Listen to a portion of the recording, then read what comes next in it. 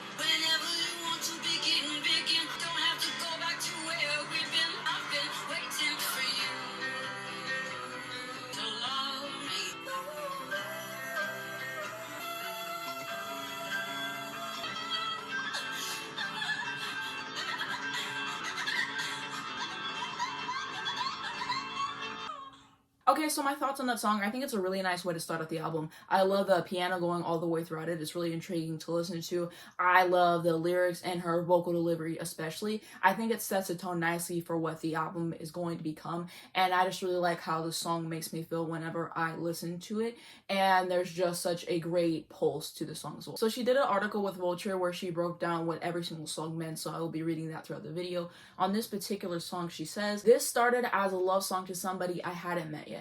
Then I got back together with Jonathan Ames in 2015, and it became about him for a while. Then we broke up about a year later, so it wasn't about him anymore, which is how these things go. The songs change who they're about a lot. It came out of the time I'd spent doing a lot of meditation, thinking about the nature of things.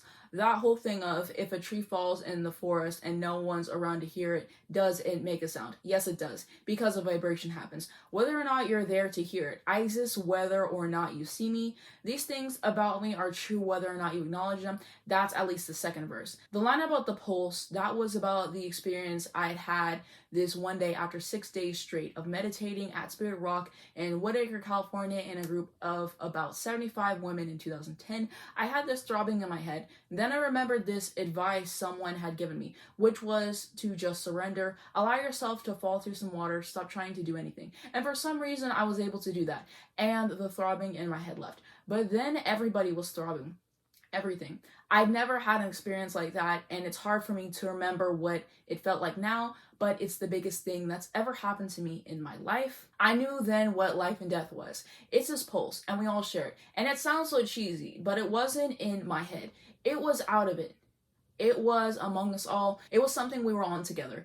It was like this place of home, this pulse we would all be in. I felt like I had found it and everything felt so beautiful. I felt like if I opened my eyes, maybe it would disappear. But I opened my eyes and it was still happening. I left the meditation hall and it was still happening. I walked down the hall and there were these horses that never paid attention to me. But I felt there was this understanding between us. I felt all of this. And after a while, it went away. But I remember that was there. It changed everything for me. Just knowing, okay, no matter what happens, that's where home is. That's what the reality is. I know it's there. Now into track 2, Shameika.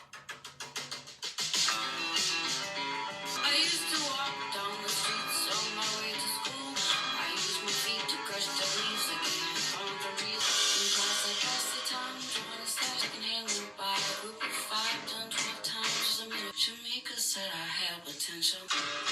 Shameika said I had potential. I used to march down the windy sidewalk. I didn't smile because a smile always seemed rehearsed. I wasn't afraid of the bullies. That just made the bullies worse. You guys are past the time, drawing a slash. Secondhand went by. A group of 5 done 12 times was a minute. Shameika said I had potential. Shameika said I had potential. Working warrior in excess state. My dog and my man and my music is my only trinity. Tell me, he described me as pissed off. Sebastian said I'm a good man and a story. Back then I didn't know what potential meant. Shameika wasn't gentle and she was my friend. She got to me and I'll never see her again. I'm pissed off, funny and warm. I'll recall. Shameika said I had potential. Shameika said I had potential. Tell me, he described me as pissed off, funny and warm. Sebastian said I'm a good man in a storm. Back then I didn't know what potential meant. Shameika wasn't gentle and she was my friend. She got through me and I'll never see her again. I'm a good man in a storm. When the fall is torrential, I'll recall. Shameika said I had potential. Shameika said I had potential.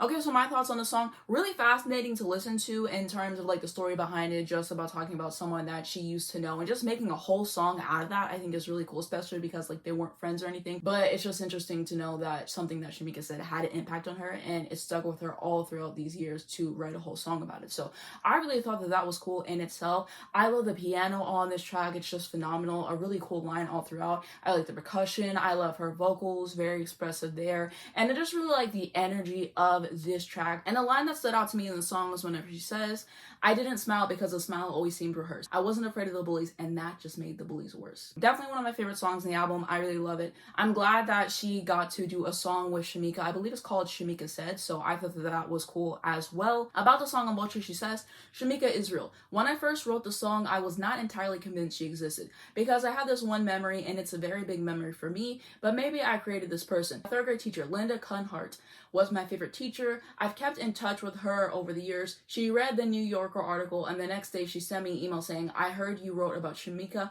I can see her. She sent me a picture of her. I don't remember what grade she was in. I was probably 11 or so. I don't remember why she was talking to me. I just remember being in the cafeteria, a bunch of girls at one end of the table. I came over to sit with them and they started laughing at me. So I sat one seat away but still tried to be close to them. Shameika came up and she was like, why are you trying to sit with us girls? You have potential.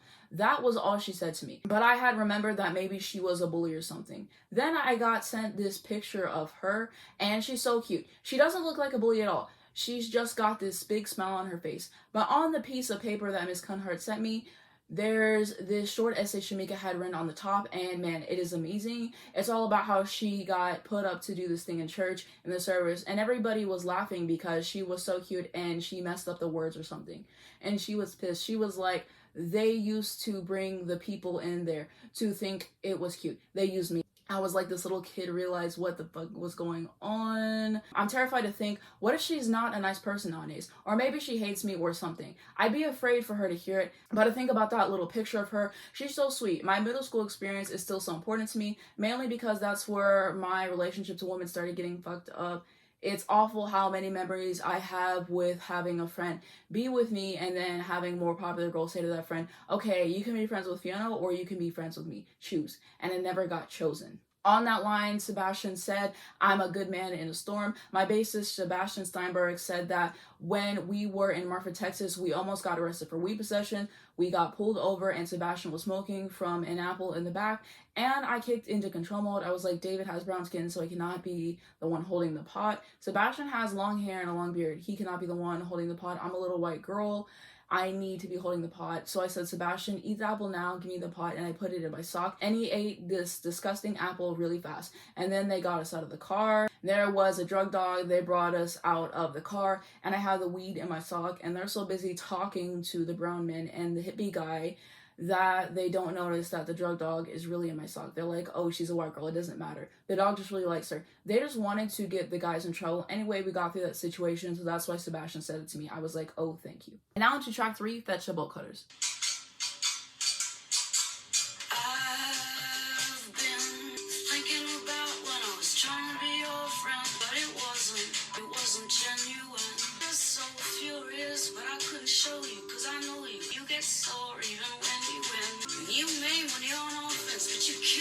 deep, all the VIPs and PYTs and wannabes. And I've always been too smart for that, but you know what? My heart was not. I took it like a kid. The cool kids voted to get rid of me. It's on my phone. Vegetable cutters. I've been in you too long. Vegetable cutters. He sings so nice, but it wasn't genuine. Vegetable cutters. I've been in here too long. Vegetable cutters. Whatever happens, whatever happens. Those it girls hit the ground, comparing the way I was to the way she was, saying I'm not stylish enough, and I listened because I hadn't found my own voice yet. So all I could hear was the noise that people make when they don't know shit. But I didn't know that yet. Other girls can roll their eyes at me and kill.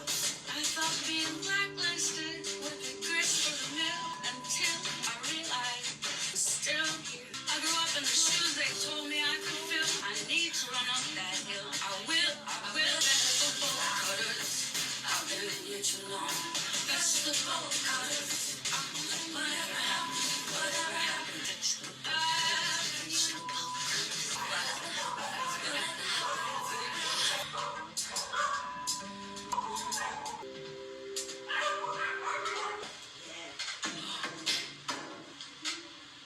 Okay, so my thoughts on that, definitely the perfect title track. I really love the percussion on there, particularly really stands out to me. I really love her vocal delivery. It's really interesting to listen to there. I of course love the lyrics as well, and just a solid track overall. About the song on Vulture, she says, when I wrote this one, we had enough songs for the album and I wasn't even going to be writing other songs. Then I ended up being like, wait, hold on, we're not done yet. I have another song coming. I have something else to get out.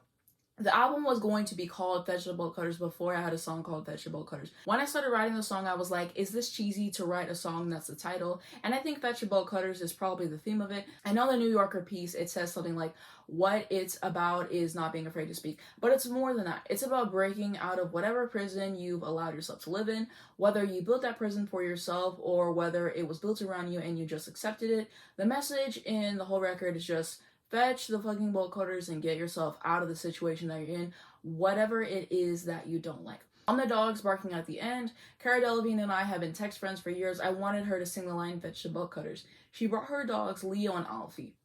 And so all of our dogs were in this room with the door closed, and they're totally silent for the whole take of the song. And then at the end of the song, they erupted. It was so perfect. And now to track 4, Under the Table. I would beg to disagree. Begging disagrees with me.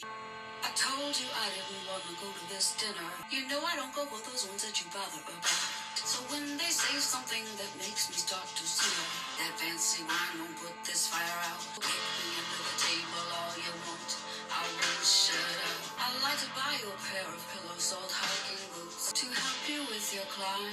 Or rather to help the bodies that you step over along your route, so they won't hurt like mine. Kick me under the table all you want, I won't shut up. And if I don't wanna go, leave me alone, don't push me. If you get me to go and I open my mouth to the fucking mutton that they're talking about, don't you shush me. Leave me the table all you want, I won't shut up. Kick me under the table all you want, I won't shut up. If I don't wanna go, leave me alone, don't push me. If you get me to go and I open my mouth to the fucking mutton that they're talking about, don't you shush me.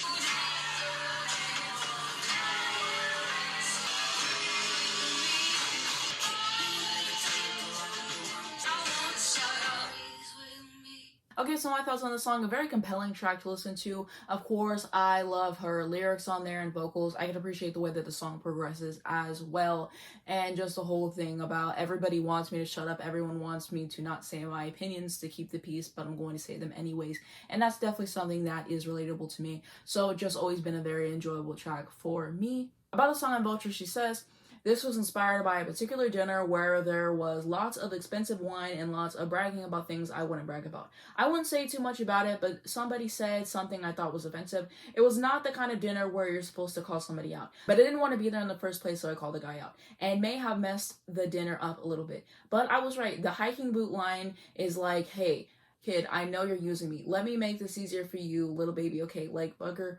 You don't think I see what you're doing right now. You don't think you're fucking helping me. I know you're using me. Let me help you use me, okay? The hiking imagery in several of the songs, walking and hiking and marching, have always been very important to me for thinking and also for making music. Leaves fall and I tap the rhythms, then the rhythms would continue all day. That's actually a reason why it takes me a long time to make records. If I hear the same thing or I do the same thing too many times in a row, I won't stop hearing it. It's worse than an earworm. It's like torture. So I have to not let my own work torture me, because then I get so sick of it, I hit a wall really fast. And once I hit a wall, I'm no good anymore. I'm not going to do any more good work. Now to track 5, Relay.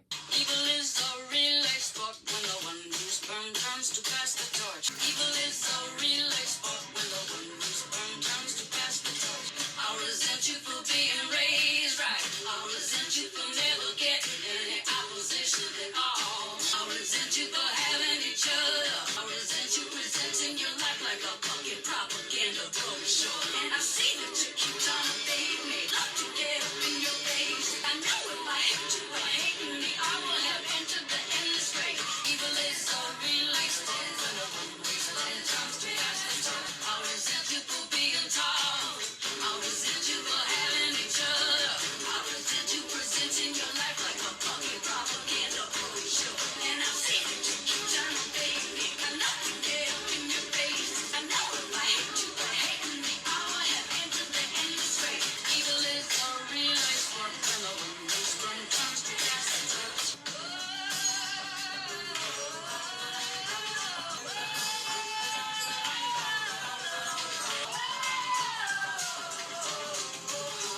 I'm sorry.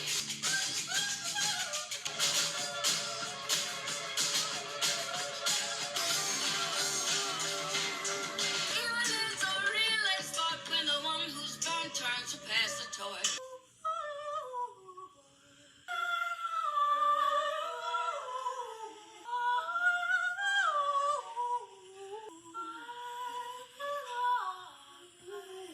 I used to go to the Ferris wheel just to throw my anger up. Okay, so my thoughts on that song, I really love it. Just like the way that she expresses herself and like the lyrics and the way that the song progresses is just really interesting to listen to. So I really like it from that aspect, but I think that there's like a sense of anger or like resentment or something in terms of like the lyrics. I resent you for having access to certain opportunities that I didn't and stuff like that. Like that's kind of like what I'm getting out of it. That's like the best way I know how to describe it. But I really like that about this song as well. There's just a lot of levels to the song which I quite enjoy, and like the end and the vocals there as well. About the song on Buster, she says, I wrote the line, evil is a relay sport when the one you burn turns to pass the torch, when I was 15. I just always liked it. If you get burned by somebody when the person who burns you doesn't acknowledge it, which really happens to people, acknowledging when they burned you, it turns into you not knowing what to do with it. Then you just put it on to somebody else. The assault when I was 12 made me think about innocence and guilt and forgiveness. It made me think about a lot of big things, because the first thing I did after it happened was pray for him. But you can't stop at praying for them. You have to hold them responsible. The Kavanaugh hearings in 2018 brought on a lot of shit to deal with. I don't know what it is, that guy. There are so many of them out there, but that one guy, the fact that he's on the Supreme Court really is probably the thing. But his fucking attitude is just like, it was the externalized version of what, you know, a lot of them are feeling inside. Just this indignant, how could you be mad at me? Don't make me suffer, but I'm married, but I have kids, so I can't be a bad guy. But I was just young. Don't be so mean to me. That girl's being mean to me. Oh my god, thank you fucking Brett Kavanaugh for letting my anger see the light of day. Thank you for being so horrible. It's funny because the 15-year-old me wrote the deeper lyric, and then the 42-year-old me wrote the fuck you to everyone out there acting like your lives are perfect, basically dealing with all the 15-year-old kinds of resentments that I would have had. I resent you for being raised right. It's funny to me. I resent you for being tall. It's totally petty. But I started writing it because of this really terrible thing that had happened and all my feelings about guilt and innocence. On the line, I resent you presenting your life like a fucking propaganda brochure. I got so pissed off at the idea of influencers because they seem to end up being exactly the people who should not be influencing anybody. I know if I were to get into social media, I would absolutely fall prey to comparing myself to everybody else. The reason I don't get into it is because I can see what's happening. Everybody's comparing themselves to everybody else. It's really a terrible way to live. People are just trying to fuck with people over the internet. And now to track 6, Rock of His.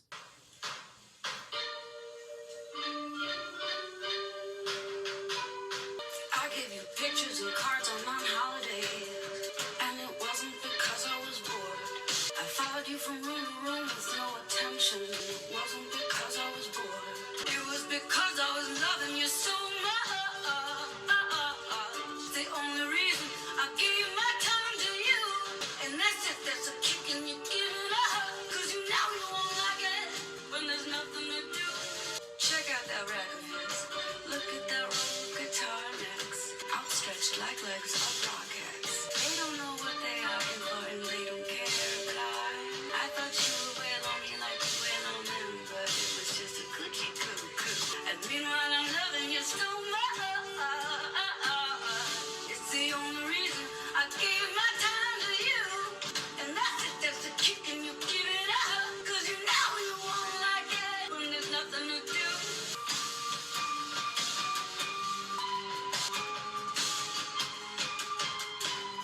Meanwhile, I'm loving you so much. It's the only reason that I gave my time to you. And that's it, that's the kick and you giving up. Cause you know you don't like it when there's nothing to do. I've been here so many times. I tried to drum, I tried to write. I can't do all the world, but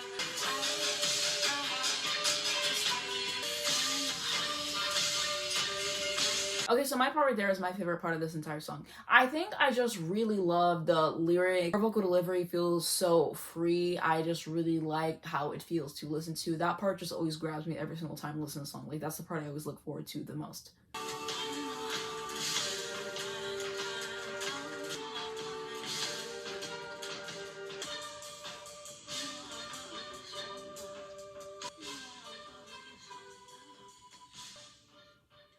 Okay, so my thoughts on that song, definitely one of my favorites on the entire album. The instrumentation is just so striking. It's always stood out to me. Just really amazing overall there. And it definitely reminds me of Sex and the City, whatever that show is called. I've said that before in like a past video, but yeah, this song has just always been one that I look forward to every single time. Never disappoints. I was really appreciated. And so musically, it's something else. And then I really like the lyrics that she has over top of it. The vocal delivery is well done. And I just appreciate it overall. I like the nature of the track, I will say. About the song about She Says, this song is about at least 2 relationships. I hardly ever write a song about just one person, but there was one time that I wrote a song that was not a nice song, and it was about one person, and I felt the need to tell that one person and play them the song before it came out, and it went by. But that's the only time I ever told somebody. Once someone asked if a song was about them, but it wasn't about them, so it ended up being a worse answer. Oh no, I wasn't thinking about you. Sorry about that. I started writing it years ago, and I did a couple of versions. It was problematic because I just didn't like it, and so I deconstructed it and put it back together. It was very piano driven, and I had written it on the piano when I was very young. It just didn't fit how I felt anymore. It was a little too bouncy. It was probably fine, but as my friend Bella would say, it was not wearing the dress that I wanted it to go to the party in, so I needed to redress it. David Garza, a member of Apple's band, said something like, "Oh, I did terrible things to that rack of his." And we were like, oh, that's what the song will be called. I did terrible things to that rack of his. It just made me laugh so much. I was trying to do something with it for over a decade. Certain lines would peek out from a notebook, and I'll be like, whoa, I know what the next thing to do is. All of a sudden, that I didn't know 10 years ago, I hadn't been thinking about it for 10 years. But if I'm sitting at the piano and I'm like, oh, right, there was that thing I played. Oh, I never finished that. Oh, I know what line could come after that. Sometimes I'll start something and I just know I don't know enough to add on to it. So I have to wait until I know enough. Now on to track 7, Newspaper. I too used to want to be proud of me. I just wanted him to make amends. I wonder what lies he's telling you. Make sure that we'll never be friends. It's a shame because you and I didn't get a witness. We were cursed the moment that he kissed us. From then on, it was his big show. I grew concerned when I saw him start to covet you. I learned what he did. I felt close to you, but it made me a ghost to you. I watch him let go of your hand. I wanna stand between you. That's not what I'm supposed to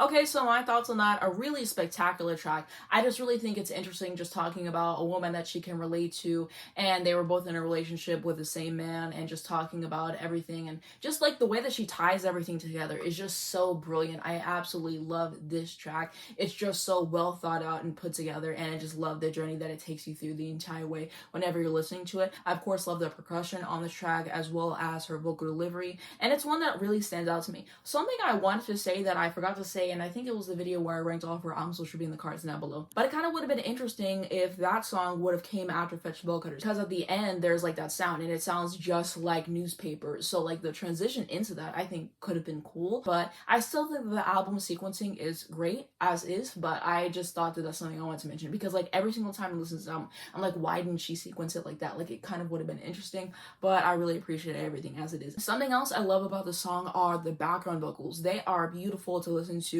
and they really elevate the song in my opinion. About the song on Vulture, she says, "This is also about two specific people. I don't think they will even be aware of it. This stuff comes out of feeling myself, suppressing the urge to reach out to them and be friends. A lot of times when I write songs, it's because I can't get through to the person in real life. That's how it all started, the writing. I would write letters to my parents because they wouldn't listen to me. I would write letters so they'd have to be quiet until the letter was over so they wouldn't interrupt me. If I try to get in touch with somebody and talk through things and they won't talk to me, then sorry, I gotta write a song." When I say I don't think that they'll be aware of it, that's not me getting my hopes up. I don't expect anything to come from it. I have to express it somehow. I don't think they'll hear it, but I have to say it anyway. The tree has to fall even if no one's around. I don't know why I called it Newspaper, but that's what it was named on the file of the percussion orchestra I made. I probably didn't know what to call the file, and so I probably had a newspaper next to me and just went Newspaper. My sister Maud's vocals are on this, and during her vocals she was breastfeeding. Now into track 8, Ladies. Ladies, ladies, ladies, ladies, ladies, ladies, ladies. Ooh, my nation's on the lumen effect, the parallax view. Good women like you. Yet another woman to whom I won't get through. And the figure and the foam and the revolving door turning out all good women like you.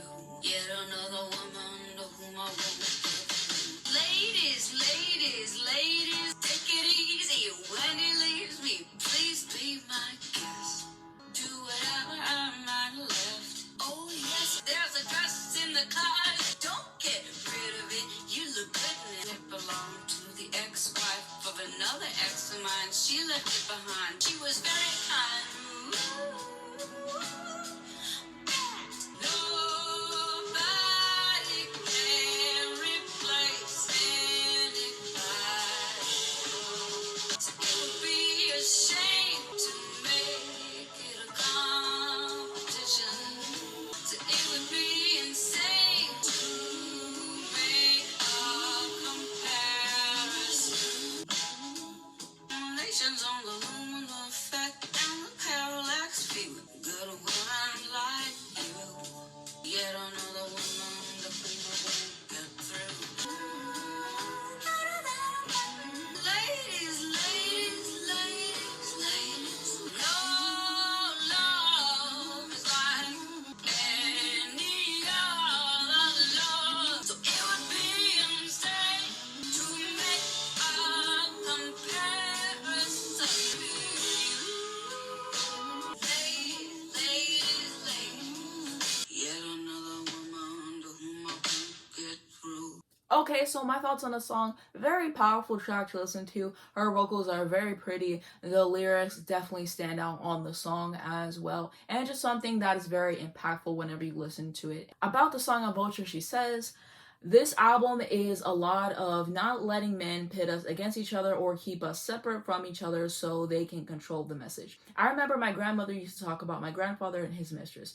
And his mistress actually was his wife for the rest of his life. They were married for 50 years, but to her, she was always mad at this mistress. And it was like, man, she didn't do it. Our grandfather did. Your husband cheated on you. She just fell in love with some guy. Then they were together forever afterwards and had a family. Be mad at the right person, don't feel mad at the wrong person. Later on in life, I'm with a guy, I found out he's seeing some other woman. I meet that other woman, I'm nice to that other woman. She didn't do it, she didn't cheat on me. Maud is on Ladies too. She's singing harmonies and she wrote one of the background parts. I like the word ladies, and then it just got to be really fun to say it in different ways, being like ladies, ladies, ladies, and then being like ladies, ladies, ladies, ladies, ladies, ladies, ladies, ladies. Just all these different ways of talking to girls, like ladies, we better get into it, and like ladies are so nice. On the line, I'm a fruit bat.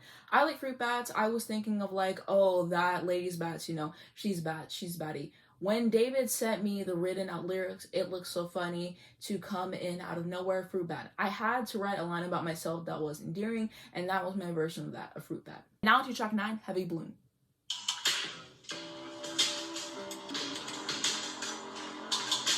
People like us, we play with a heavy balloon. We keep it up to keep the devil at bay, but it always falls way too soon. I spread it like strawberries, high like peas and beans. Been stuck in it in so long, I'm busting at the seam. In the middle of the days, like the sun with the Sahara, wanna stare me down. Pushing all forms of life inside of me to retreat underground. Grows relentless like the teeth of a rat. It's just got to keep on at me. It constricts like a boa on a hose, nothing flows, so the pressure grows instead of the sea. People like us get so heavy and so lost sometimes that the bottom is the only place we can find.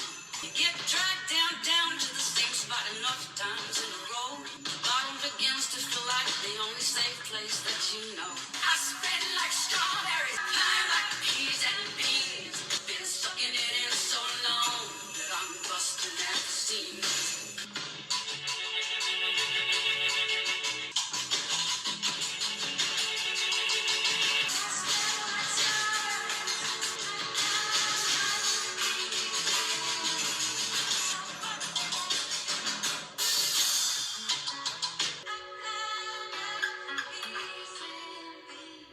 Okay, so my thoughts on that song. Excellent track. I really appreciate the instrumentation, production, Fiona's vocals, and lyrics as well. About the song on Vulture, Fiona says, the imagery of that one came to me years ago because a boyfriend of mine was talking to me about his father and his depression. The way he was describing his father moving around the house being weighed down by something made me think, we're just always trying to keep it up. Oh my god, this is not staying off me long enough. I just can't really move around.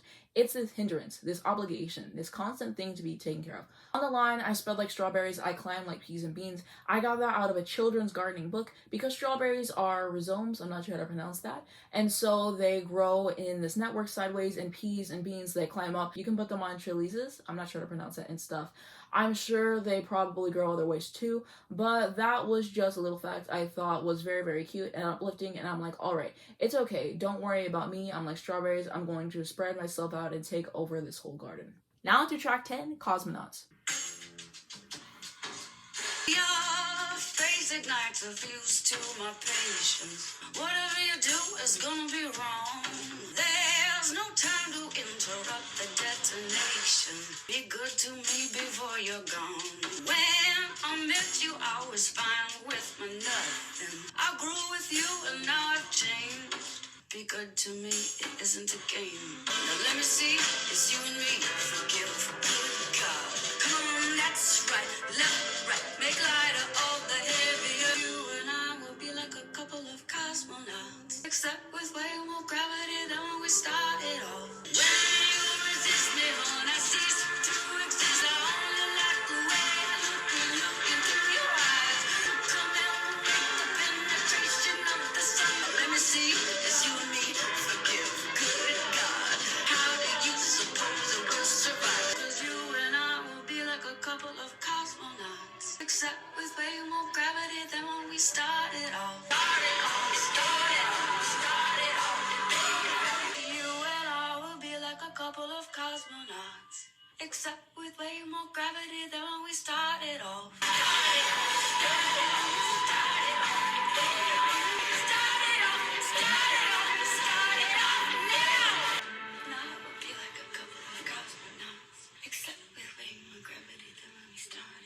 Okay, so my thoughts about the song. It's a neat track overall. I really love the music on there. That is just really cool to listen to there. And then I also really can appreciate her vocal delivery and like the sentiments of the song, and I just really like the way that it progresses as well. About the song on Bullshit, she says, Cosmonauts I wrote for Judd Apatow's 2012 movie, This Is 40. I'd recorded it with John Bryan for the movie, but then he didn't use it. Then we re-recorded it for this album, and I put a bunch of different vocals on it. It was a challenge because he wanted me to write a song about two people who were going to be together forever. And that's not really a song I'm equipped to write because I don't know if I want to be together with anybody forever. I guess that's why I interpret it as like it's going to be you and me in this little vessel by ourselves in space, except it's going to weigh a lot more and you're really going to get on my nerves. It's supposed to be a song about being together forever, and so of course my first line is, your face ignites if used to my patience, like whatever you do is going to be wrong. I don't think long-term monogamy is impossible just because you see it happen. It just depends. Some people are made for it and some people aren't, and then some people think they aren't made for it, but then they meet exactly the right person. It's almost a matter of luck. If your chemistry happens to bump into the chemistry of somebody else, then it might just work because you react to each other in different ways. I did have hope when I was writing that song, and honestly, there's absolutely hope that I could find a relationship, but I don't really want to. I really just don't want to. I like my life how it is, and I don't feel very romantic these days. And now to track 11, For Her. Look at how feathered his cocks are. See how seamless his frocks are. Maybe she spent her formative years dealing with his contentious fears. Maybe she just got tired watching him treating his wife like less than I guess. Never showing weakness unless it's war season. She's trying to cut the cord. And you start me up in exact. You tie everything up pretty in the second act. When you know that it didn't go exactly like that. I was right like a soft stuff bad. Like you know you should know, but you don't know where it's at. You should know, but you don't know what you did. Well, you should know what happened when I came to bed. Like you know you should know, but you don't know what you did. Well, good morning. You raped me in the same bed. Your daughter was born in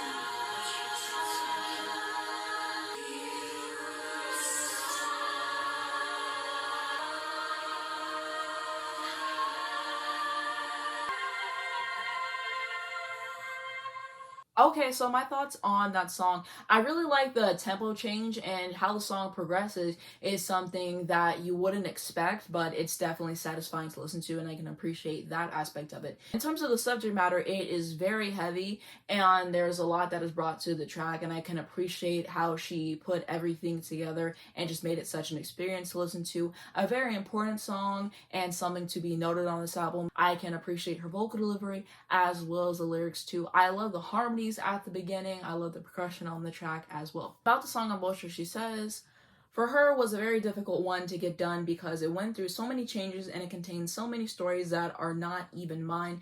It was partly inspired by conversations I had with this woman I knew years ago when she had been an intern for a film production company, and she gave me permission to write a song about this. It's really a song for her to, in a roundabout way, tell her story that she's not able to tell. It's relevant that she started as an intern because that's what the lyrics are. It's award season, the season of the award. She said he had always talked about her like she was his ward, like he was there to protect her from all of Hollywood's creeps. It's one of those situations where she didn't consider it rape because of the relationship she had with this person. On top of that, this person was so fucked up that they didn't know who she was, and so she assumed they didn't know they had done this to her. She spent years protecting him from the knowledge of that, and in doing so really hurt herself. She was like, did it really happen? And I was like, that sounds like it really fucking happened. What you're describing, yeah, that's rape. That song was a difficult one to do because you don't want to be too literal, but you also want to put some things in there for this woman so the guy knows she knows. Even though it's an awkward thing to say in a song, he raped me, some people need to say it out loud in order to understand that that's what happened to them. And my hope is that maybe some women and men will be able to sing along with that line and allow it to tell the truth for them, because sometimes it's just really hard to say, especially if you don't want to hurt that person who did it to you. It's hard to say something that harsh about it. So even though I felt like, wow, it's a clunky thing to put in the middle of a song, I also feel it'll be important to the people it matters to. And of course, it brings up stuff of my own. It started out me wanting to write something about my own feelings, but it was just too hard. I wanted to make it about not just me, but about other people, and this woman really got to me. I spent so much time recording it in different ways until I realized that I needed to have a bunch of other women singing with me on it. This is a very memorable track on the album, and you can just feel everything whenever she's singing on it, and I just think that it's very important. And something that I wanted to say is that it's so unfortunate how survivors of sexual assault are often told like it's their fault and people try to put the blame onto them instead of the person who could commit that, and they just like want to make excuses for it. At the end of the day, there is no excuse for doing something that horrific to a person, and people who do that definitely need to be held accountable for sure. And it's just such a shame how society is set up to where like predators and people who are just like horrible in every step of the way, like they're still able to be on top because of like money and power and who they know and access to resources and stuff. And the victims often don't get the justice that they rightfully deserve. And so that's definitely something that I wanted to note as well. And now to track 12, Drumset. Drum set is gone and the rugged was on is screaming at me. Why did you take it all away? And the dialing of the phone. And you don't wanna talk with me at all. Why'd you take it all away? I don't believe your reasoning. I understand you're a human and you got to lie to a man. And I wanted to try. Why did you take it all away? The drum set is gone and the rug it was on is screaming at me. And the dial is don't wanna talk with me at all. Why'd you take it all away? I did nothing wrong. I don't believe your reasoning. I understand you're a human and you got to lie or a man. And I wanted to try. Why did you take it all away? Why did you not want to try? Okay, so my thoughts on that song. It's a good track. It definitely took some time to grow on me. I think I always liked it, but I think I just felt like it paled in comparison to the songs before it. But I definitely do enjoy it. I can appreciate it sonically, and I love her vocal and lyrics as well. About the song on Vulture, she says, Jonathan had broken up with me, and I think I was expecting everybody to break up with me. If he didn't want to work on things with me, and I know he loves me, then you guys aren't going to work on things with me either. Because the band and I had this little argument, and then they took some of their instruments away. I misinterpreted it as they were pissed at me and they weren't going to come back. That was me sitting there going, oh, nobody loves me. Amy didn't actually take the drums from my house, she took them out, but it's because she had a gig. I took it to mean everybody was mad at me. I picked up my phone after my band left and I sang into it. The drum set is gone and the rug it was on is still here, screaming at me. It's the same thing I used to do when I was a kid. When I would walk home from school, there was a mirror when I walked in the door where we would hang our keys.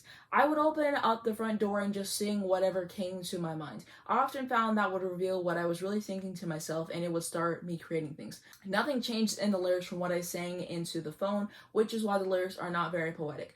Then we recorded it in one take. I was playing a chair and we were all sitting in this one corner of my house.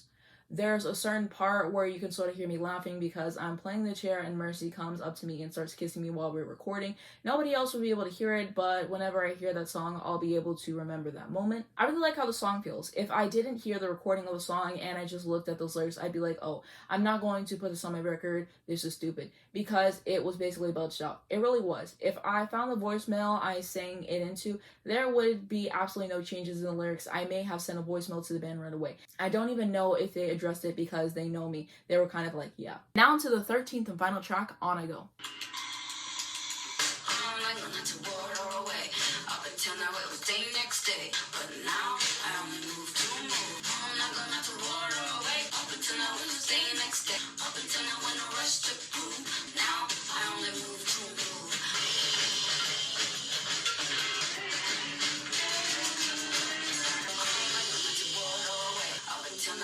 Next day, up until now in a rush to prove, but now I only move to move. All my blood away, up until now in enough to fuck shit. All night long as the water away, up until now it was day next day, but now I only move to move. All night gone not to water away, but now I only move to move. Okay, so my thoughts on the song. Interesting way to close out the album. I could really appreciate the tempo of the track. Vocal delivery is fascinating to listen to as well. And just bringing everything into a nice close. I think she's just basically saying in this song, like, I talked about everything else I really wanted to go through, and now I'm going on to the next thing. Like, I'm on to the next journey. Something like that, at least that's what I'm thinking, but that's my thoughts there. I'm not sure about the song. She says, "This was my version of the Visabasana chant that I sang in jail. I sang it during the night just to calm myself down. When we were all in the waiting room, there was a camera and I was stupidly, defiantly singing towards the camera. It's not a good idea to have any sarcasm or personality at all when you're dealing with the cops. Just politeness and okay, sir, as much as it fucking hurts to do it. That's a lesson." I don't remember exactly the meaning of the chant, but it's fun to sing. And it means that all feelings arise and fall away again, and it's all impermanent. To be at peace with this concept is to be happy. That's what the song means. But I would start to just sing it while I was hiking. When I walk in rhythm, and I have to keep that rhythm going for the whole time that I'm walking. It usually means that I end up singing along, at least in my head. Then when I was walking, I started doing that chant. But then it just stopped meaning so much to me. And I started to make up my own little chant to tell myself what I believed about my life going forward. What I really wanted it to be about was there doesn't have to be any specific meaning or a reward or consequence of the things I'm doing. I do them because I enjoy doing them. I do them for the doing of them, not for the results. I'm going to make music for myself, to get myself through things, and not to think about what other people think about it. I don't want to prove anything anymore. That can happen in the long run, but for now, I do things because I want to do them, because I like to do them. I don't do them for any other reason. There's no past, there's no present. It's not like, oh, stay in the present. It's just basically, I'm going to do what I'm going to do, and I'm going to have fun, and I'm going to decide when I'm going to stop doing it, and I'm going to decide when I start doing it. I'm just going to move. It doesn't matter what it looks like. It doesn't matter what you think it looks like. It doesn't matter what you think it means or what I think it means. It's just happening. It just is, and that's all right. And now to my favorite songs in this album, I'm going to say I Want You to Love Me. It's not one I would typically list as one of my favorites, but every single time I see like which songs the first I stream the most, this always ends up there, so I'll add it today. Shameika, Rack of His, Newspaper, and I think that's going to be all in terms of like my core favorites. I really enjoy every single song on this entire album. And now to my overall thoughts on this album. This is definitely her best work, her strongest album to date. And what makes this album really special for me is I think that the songwriting on here is very strong. She's definitely one of my favorite songwriters of all time, just magnificent at her craft, I will say there. And she's talking about her experiences from childhood, how they affect her now, her experiences as she got older, and she's just tying them to so many different things. And she's just really clever with her words. She's a great storyteller, so that's something to note. And there's a lot of different topics on here discussing sexual assault, and then there's her talking about that one experience that she shared with another woman. And there's so many other things that she touches on during this record as well.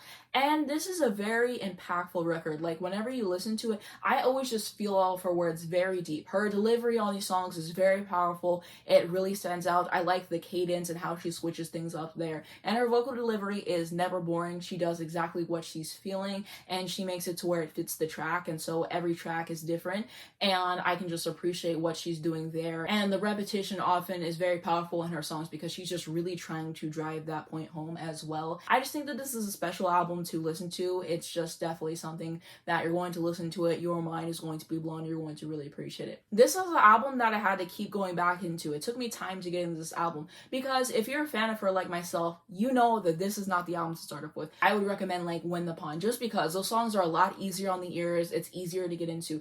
This can be a very intense record at certain points, and like in terms of like her vocal delivery and the instrumentation and stuff, it can be jarring if this is like your first introduction to her. And so yeah, I had to keep coming back to this record because it's like it just took me time to like get used to it. But then I got used to it and I really enjoyed it. Then I had to go back and listen to other albums, and I'm like, oh, I should have started, you know, like at Win the Pawn first, for example. Like that would have been such a better introduction to her, and then I could have gradually worked my way up. So that's something that I wanted to know, but I just kept coming back to this album because it just really intrigued me. And so I was just happy when everything finally clicked, whenever I got it. One thing that I really appreciate about Fiona Apple is that she tells it like it is. She is very brutally honest in her songs, and I just really appreciate the way that she invites the listener in. And a lot of her songs can be relatable because she's willing to do that. She doesn't need everything to be super polished and everything. She just wants to get her message out there, and that is not displayed on any record better than this one in my personal opinion. You have the dogs barking on vegetable cutters. Like, it's just a very intimate record. record in like a lot of different senses. I just feel like there's so much you can learn from absorbing this record. Whenever I do listen to this album, it very much reminds me of like Barnes and Noble in a good way. I don't know if anyone else feels that way. And just like of youth and like a very specific time period. It's really hard for me to explain, but whenever I listen to this album, I just like visualize like a certain thing and it just takes me to a certain place. And I just really enjoy the atmosphere that this album takes you to. There can be heavy moments on this record like we were talking about with For Her, for example. Those moments are absolutely necessary for this because like I said, she is not trying to be polished. She's going to tell it like it is. And I just appreciate that. And I just really appreciate her songwriting process, parts that she comes up with this. Shout out to the band and everyone else involved in this record. And Fiona is an example to me of what a true artist is. She does this because she really enjoys making music. She wants to put it in there. She does it for herself. She's not doing it for acclaim or whatever. And this record got a lot of acclaim. Pitchfork gave it a 10 out of 10. And it was the first time they've done that in like a really long time. Something like that. Like there was a lot of praise for this record. But she's like, I'm not doing it for that. She's doing it because that's what she feels like she needs to do. It is good for her to get all her emotions out and she enjoys making music. And so I really appreciate whenever artists are like that. Like sometimes people get famous and then they let everything get to their head and they just get too entitled and everything. And Fiona's not like that at all. So it's always refreshing to me to go and watch her interviews, for example, because they're so fascinating in terms of how she views the world and how she just brings everything to the forefront. And it's just a gift to be able to put everything together the way that she does. And I just really admire her artistry and everything that came across with this album. I really love her vocals on here again. The instrumentation, the production, all of that was really cool, and I just really like how everything fits together. And I just really love the rawness of this record. Again, like I was saying, if you want to get into Fiona Apple, do not start with this record, in my personal opinion. You should definitely start off with her debut album Title, or you should go to Win the Pawn and just work your way from there. I think it's so much more rewarding that way just because you learn who she is as an artist and you just see the evolution of what she is able to do. This is definitely going to be one of my favorite albums of all time and something that I don't revisit all the time, but whenever I do revisit it, it just really hits me. It's really impactful, and I think that's what art is supposed to be, and I just really appreciate this album. And I'm glad I got to do another video on her because the 2-year anniversary of this album just passed up, which is special. And so in my mind, I had something else planned, but then I scrapped it. I was like, I want to do another video on Fiona Apple because it's been a really long time, and I thought that this would be an interesting video to do. And so I'm glad with how everything went for this video. And if you wanted to see more videos on Fiona, I did do a video ranking all of her albums, which I'll have in the cards and down below if you're interested. But that's going to be it for my thoughts on the album. Let me know what you guys think down below in the comments. I would really love to read them. But that's going to be it for this video. If you enjoyed it, please just give it a like. It really helps me out in the YouTube algorithm. I'd very much appreciate it. You can subscribe for more videos like this. If you hit the bell, you get a notification to your phone every single time I post. You not miss when a brand new video comes out. The first link down below in the description is going to be my second channel, so definitely check me out on there because I recently made a new video. So if you want to know more about my process behind making these videos or my thoughts on Olivia Rodrigo's documentary that she did on Disney Plus or like a whole bunch of other stuff that I covered, then definitely check that out because I worked really hard on it. First link down below in the description if you're interested. And then I'm also going to have my Twitter, my Instagram, my Spotify if you'd like to follow me, as well as links to stream this album if you haven't already. And lastly, links to educate you guys on important situations. Thank you so much for watching this video, and I'll see you in my next one.